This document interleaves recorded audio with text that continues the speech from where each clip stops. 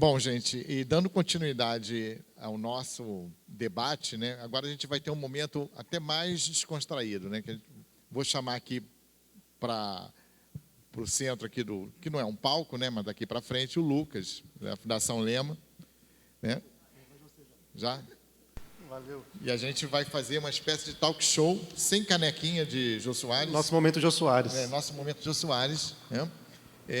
Descontraído, mas tentando aterrissar um pouco mais a ideia das competências empreendedoras, né? E das experiências, né, que envolvem essa questão do empreendedorismo, né? Mas trazendo um foco para aquilo que a gente considera assim muito importante, né? A base trouxe a ideia de que a educação tem que colocar o jovem, a criança, no centro do processo de aprendizagem. E esse esforço é um esforço enorme, né? De tudo que a gente está conversando aqui de manhã, desde de manhã, da ideia de que a gente vive numa estrutura ainda muito arcaica do ponto de vista burocrático, né? E levar o estudante para o centro da escola significa mudar uma série de comportamentos também. E aí entra a história do protagonismo, né? Como é que a gente torna esse estudante, esse jovem, essa criança, protagonista nesse processo de aprendizagem, dentro da escola e fora dela, né?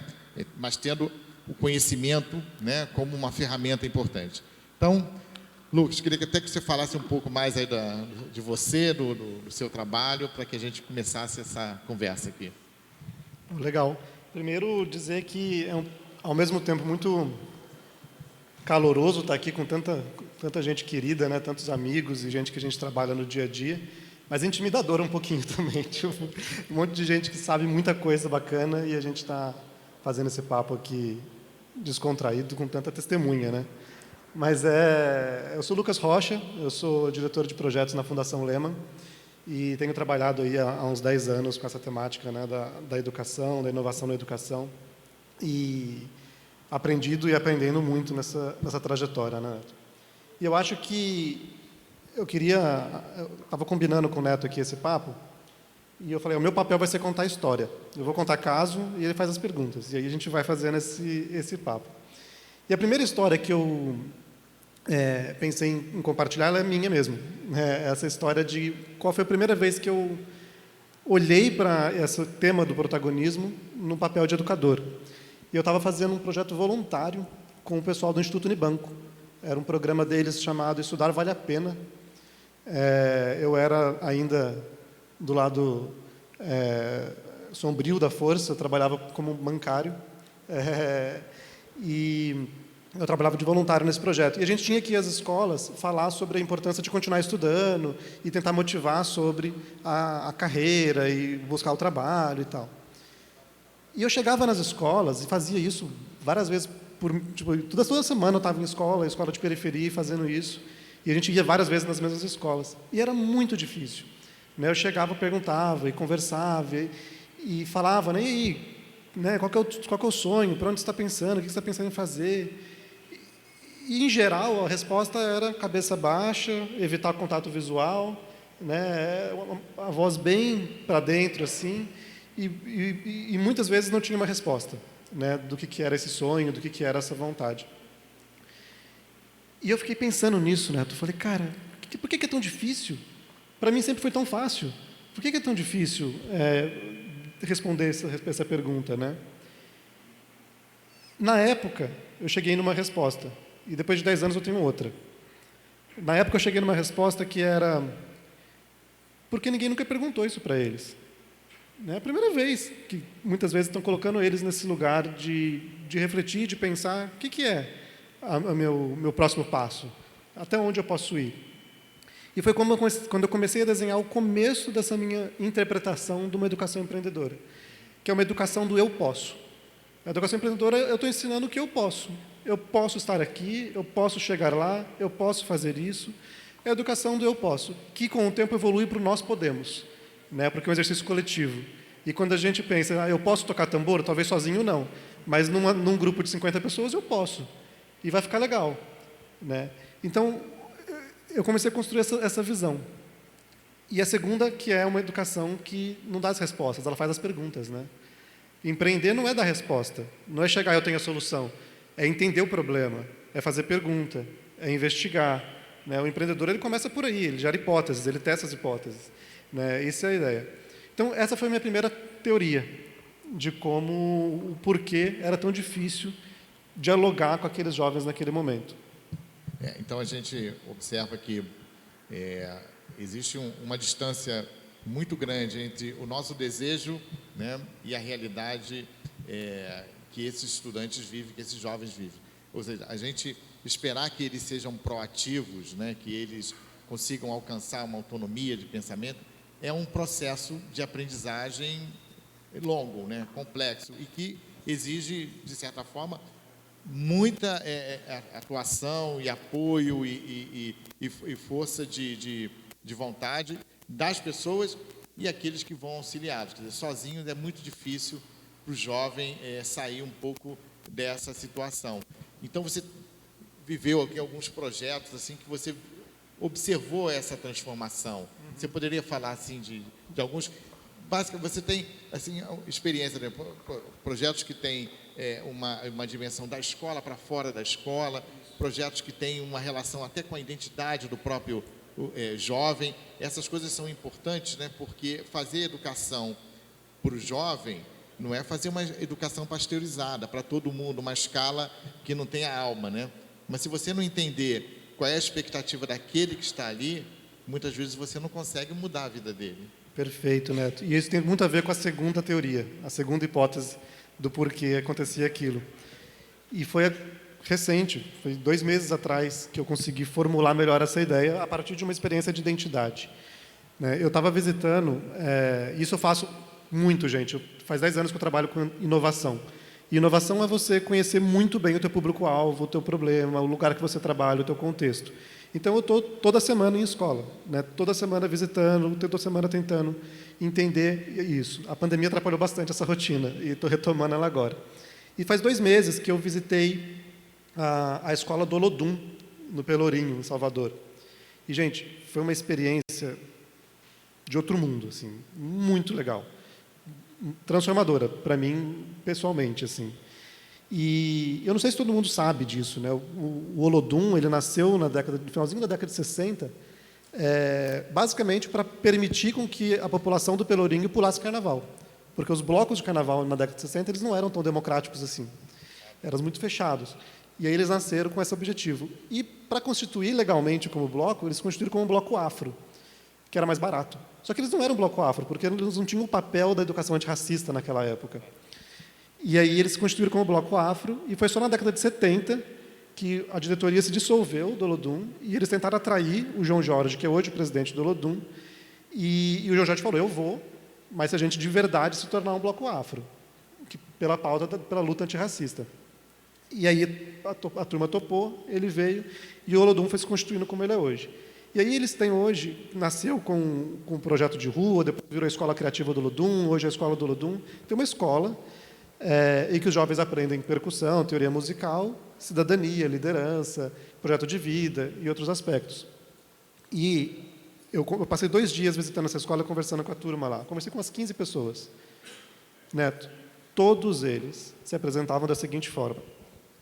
Meu nome é Lucas Rocha, eu vim do Pelourinho, estas são as minhas referências, estes são os meus heróis, estes são os meus antepassados. É nisso que eu acredito. Todos eles, 15 pessoas se apresentando do mesmo jeito. E a Léia Gonzalez falava isso, né? Se o preto não tem nome e sobrenome, o branco dá apelido. E aí, conversando com eles, vou contar a história de uns alunos especificamente, o Rafael Manga. O Rafael foi candidato a vereador em Salvador, ele é um dos conselheiros do Olodum. E ele falava, eu vim aqui para fazer aula de percussão. E esse povo fica me botando para recortar jornal, falar de liderança, falar de cidadania. Coisa chata. Mas ele falou, aí eu fui percebendo que os caras que estavam no jornal eram preto igual eu. E estava lá no palanque do Planalto, estava lá dando palestra, estava lá com título de doutor. Eu falei, porra, eu também posso. Eu não estou sozinho, eu também posso. Eu nunca tinha visto o preto fazendo isso, agora eu estou vendo. Então, a segunda coisa que eu percebi, Neto, é que eu estava lá numa escola de periferia, eu, branco, bancário, de camisa, conversando com a molecada. eles não vão falar nada para mim. Quem sou eu para eles dialogarem comigo? Né? E a escola que a gente constrói é essa, é a escola que não está dialogando com aquele jovem. Como que eu vou construir o eu posso, a educação do eu posso, se antes eu não construí a educação do eu pertenço? Eu faço parte, eu sou daqui, e aqui é meu lugar. Né? Então, quando a gente fala de identidade, para mim ela precede a educação empreendedora no sentido de eu preciso construir uma escola que acolhe e que o estudante faça parte daquela escola, de que ele é de lá. E não dá para fazer isso em escala, porque você não é parte do todo, você é parte dali. Né? Então, como que a gente faz isso? Esse é um desafio grande, né? Mas uma das estratégias de experiências que eu já vivi de tornar o jovem protagonista, colocar no processo da escola, exatamente, essa vivência de como é que ele atua na prática, né? Como é que ele começa a se perceber capaz de mudar uma realidade. Então, isso é um processo que também é construído, né? Ele também é desenvolvido, né? E o mais importante que seja desenvolvido com intencionalidade, exatamente para que ele consiga ter esta consciência de que ele é capaz, né? E esse é um processo que exige exatamente o que nós estamos falando aqui, né? Que é você ter a capacidade de levar o jovem a refletir que ele tem potencial, que ele pode analisar um problema, que ele pode resolver esse problema e pode resolver para ele e para os outros, né? Então, a ideia de que ele constrói essa consciência dele e a consciência comunitária é um processo que a gente já viu que é possível na escola, né? Mas precisa dessa intencionalidade. Então, eu estou fazendo a relação aqui com as competências empreendedoras, né? Ouvindo muito do que o Lucas está falando, né? Porque também tem algumas questões que eu vejo que são fundamentais para o contexto que a gente está vivendo hoje, né? Por exemplo, né? A gente viveu aí um processo de escolas fechadas e no retorno, né, nem todos voltaram, nem todos retornaram, né? E esse é um ponto também crucial. A gente está falando o tempo todo de escola, mas se esse jovem não está na escola, como é que a gente sai desse processo? Eu sei que vocês têm também aí uma experiência de busca ativa que está conectada com essa visão também de protagonismo. Vou improvisar antes da busca ativa. Não, que tem uma experiência que é daqui, que eu acho que ela é muito bacana, que é a experiência do Prece, e tem a ver com isso, tá, Neto? Tem a ver. Aqui, pertinho de Fortaleza, tem uma cidade chamada Pentecoste, e tem uma comunidade rural chamada Cipó. Né? E em 94, um conjunto de alunos fora da escola, fora da idade escolar, falaram, cara, vamos resolver, né? Vamos entrar na faculdade e a gente precisa chegar na UFC. A meta deles era a Federal do Ceará. E eles se reuniram numa casa de farinha, no EJA, e estudaram. E passaram na UFC e vieram para fazer a faculdade. Todo final de semana eles voltavam para Pentecoste, para Cipó, e ensinavam os outros jovens que precisavam, né, para chegar na faculdade também. Esse negócio foi crescendo, tá? O Prece começou com esse grupinho em 94, virou esse projeto de educação, Centro de Educação de Estudante, depois virou o PASSE, que é o Programa de Programa de Aprendizagem Cooperativa em Células Estudantis, e virou também um programa do governo do estado de Ceará de aprendizagem cooperativa. E eu estou dizendo isso porque eu acho que a chave para trazer esse jovem de volta é ver que ele não está sozinho, que tem outros com ele. E uma das experiências que a gente está fazendo com o Edgar Gouveia é a Gincana X, né, que é um programa, é uma gincana, é um trabalho de protagonismo estudantil, em que o responsável por trazer os jovens que estão de fora da escola são os jovens que estão dentro da escola. E você ganha pontos por cada jovem que você recupera. Então, assim, para a escola é muito difícil, às vezes, saber onde está aquele jovem porque ele saiu. Mas o colega da sala dele sabe por que ele não está lá e de onde ele está. Então, você construiu um design, construiu uma estrutura em que esses jovens eles são levados a fazer essa busca ativa na comunidade, nos vizinhos deles, e atrair de volta a molecada para a escola. está sendo super interessante assim, essa experiência. Eu fiz esse comentário até porque a gente tinha conversado sobre essa questão de buscar o estudante, mas eu vejo isso muito como a competência da colaboração, né? Eu vejo algumas competências elas precisam trabalhar muito juntas, né? A questão do pensamento crítico, de conseguir analisar uma situação é importante, mas para resolver determinadas situações, desafios, é preciso a colaboração. Então, no caso do desenvolvimento das competências empreendedoras para a vida, eu vejo cada vez mais que esse conjunto de competências a escola precisa atender, ela precisa tornar possível isso para o estudante. Algumas experiências, eu já vivi até uma experiência, embora você seja um entrevistado, a gente ficou combinando essa discussão. O Jô fala também das histórias dele, não tem exatamente. problema. Porque no Rio, uma das primeiras experiências assim, de educação integral tinha essa perspectiva, né, de como é que você coloca o jovem no centro do processo de aprendizagem, né? E o desafio grande é o seguinte, olha, o maior impedimento disso é o próprio currículo. O currículo não coloca o jovem, ele chega na escola, já está o horário pronto, ele entra, né, tem a aula na sala tal, muitas vezes ele muda de sala e tal, mas ele tem uma série de professores que se sucedem, né, e não tem momento nenhum para perguntar para ele se ele queria, se ele está entendendo, pelo menos se ele está entendendo esse processo, né?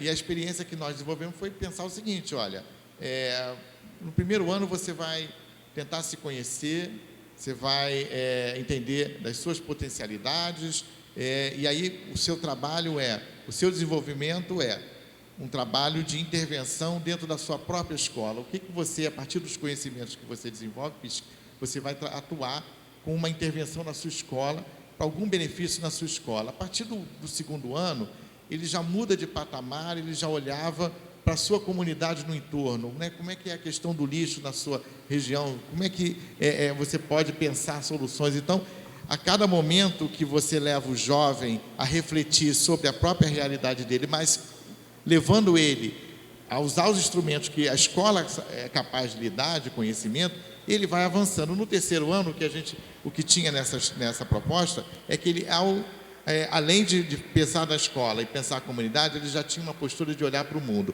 Como é que ele se colocava no mundo, como é que o conhecimento dele poderia ser benéfico para ele e para o mundo. Ou seja, ele já tinha a capacidade de decidir, né, o seu próprio destino. Então, esse é o sonho de consumo da educação integral, né, de você levar o jovem ao protagonismo, mas ao mesmo tempo ele ter a maturidade de tomar essa decisão. Como é que você vê esse processo aí de tudo que você viu nesses últimos anos? Tem uma outra história.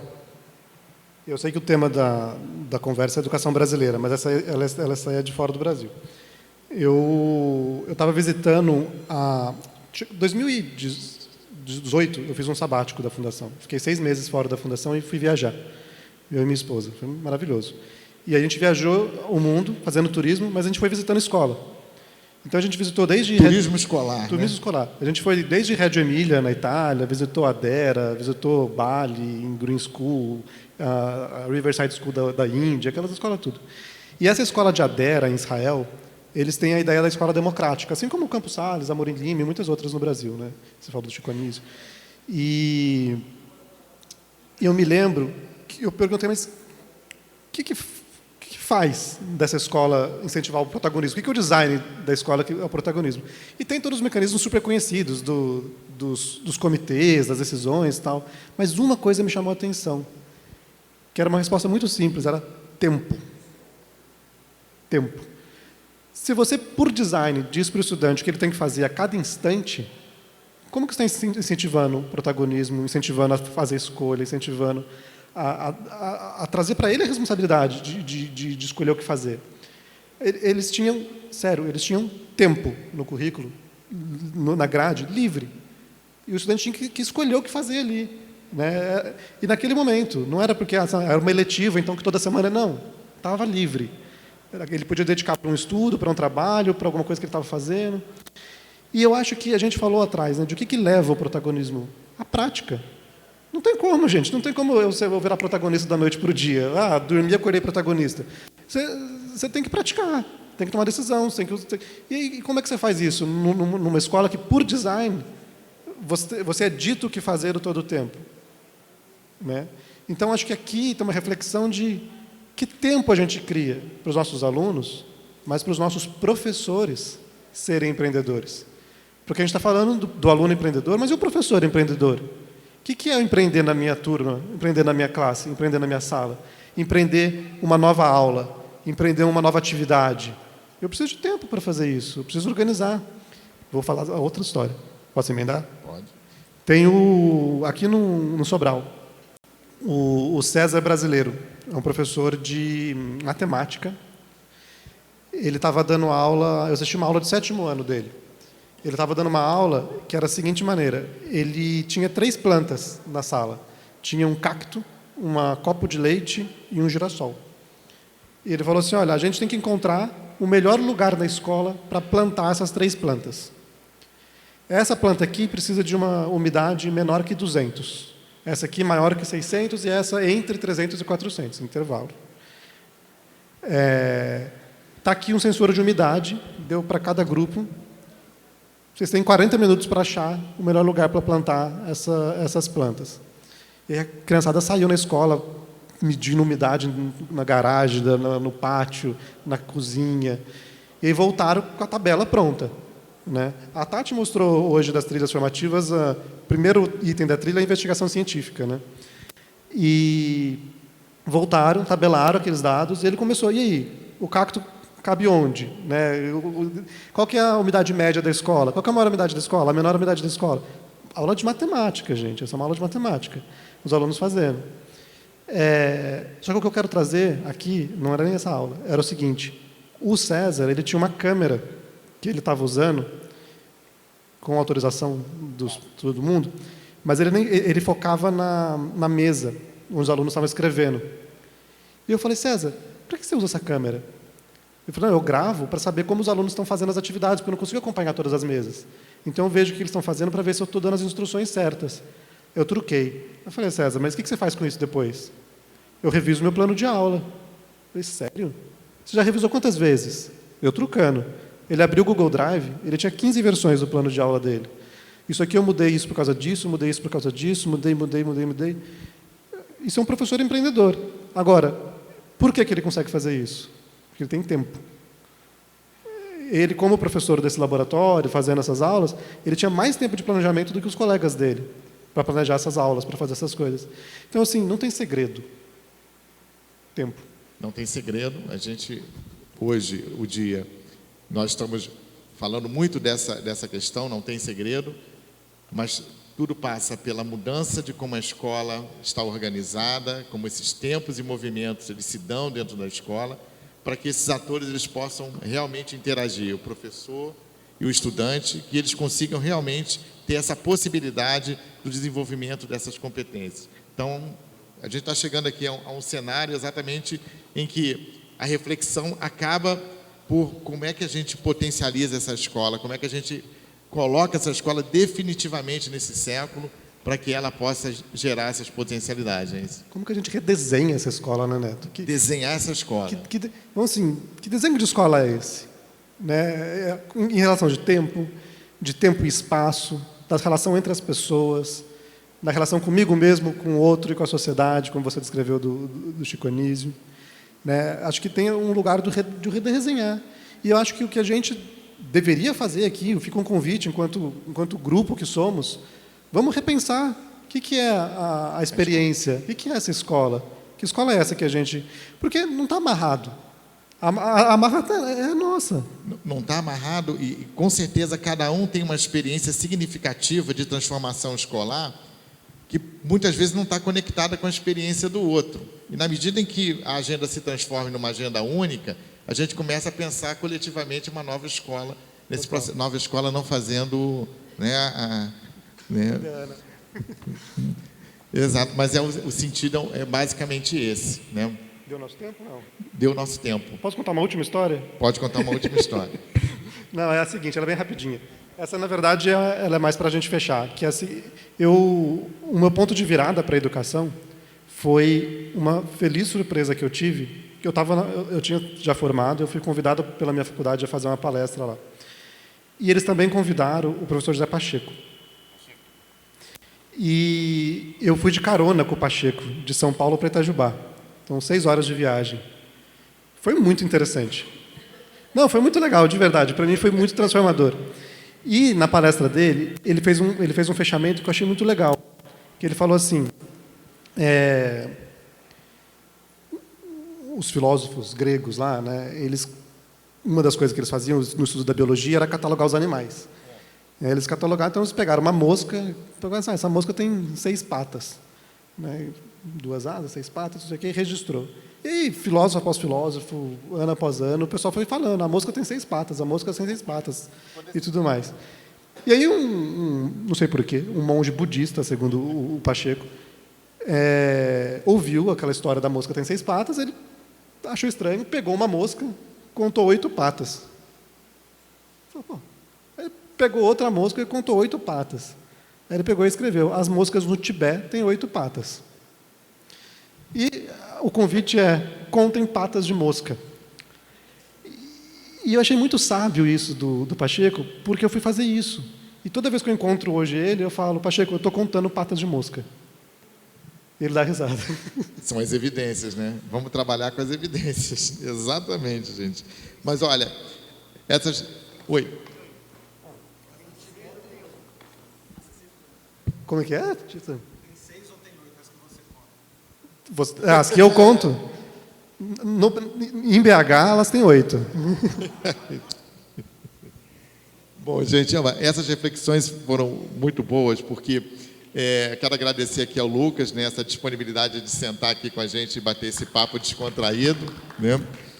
Mas essas reflexões são boas porque a nossa próxima atividade é uma atividade para pensar exatamente todos esses desafios que a gente fez aqui. Obrigado, Lucas, aí, ó. Foi ótimo. E vamos seguir, vou chamar o Moncler aqui.